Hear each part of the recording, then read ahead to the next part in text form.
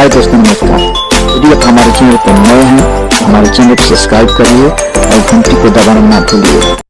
Love के चटनी चटा के गईल, नशा ऐसन धरा के गईल। आइल रहे घरे भाई के छोटकी साली, जवन पागल बना के गईल। गईल हो आइल रहे घरे भाई के छोटकी साली, जवन पागल बना के गईल। भैया हो प्रणाम।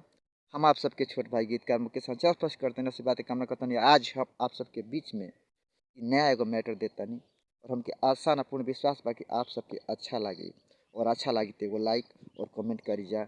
बस ज़्यादा का आई जा देखल जाओ और पूरा वीडियो देखी जा, तब आप सबके समझ आई कि गाना कैसे लिखल बा और का लिखल बा। जय हो, जय भोजपुरी समाज। लगा के गोई नशा ऐसन धरा के गईल। आइल रहे घरे हमारा भाई के साली, जवन पागल बना के गईल। आइल रहे घरे भाई के छोटकी साली, जवन पागल बना के गईल। रोग ऐसन लगा के गईल, नशा ऐसन सुंघा के गईल। आइल रहे घरे भाई के छोटकी साली, जवन पागल बना के गईल। गईली हो जाइल रहे घरे भाई के छोटकी साली, जवन पागल बना के गईल। जहिया से देखले बानी भैनी दीवाना, उनका बिना निक लागे पानी खाना। रहिला बेचैन नैन उनके के खोजे, बाबू माई से गारी सुनतानी रोजे। लभ के चटनी चटा के गईल, लाशा ऐसन लगा के गईल। आइल रहे घरे भाई के छोटकी साली, जवन पागल बना के गईल।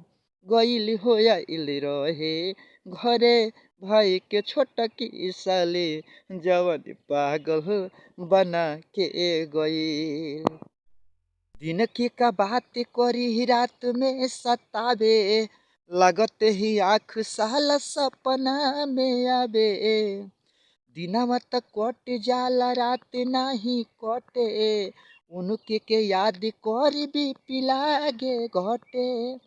जादू ऐसन चला के गईल, नशा ऐसन धरा के गईल।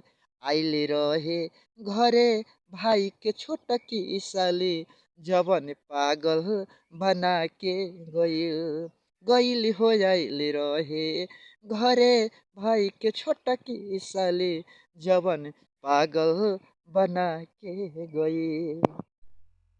जाए से पहले आइल रहली गोल लागे, लाजे न बोल पहिनी बाबू माई के आगे।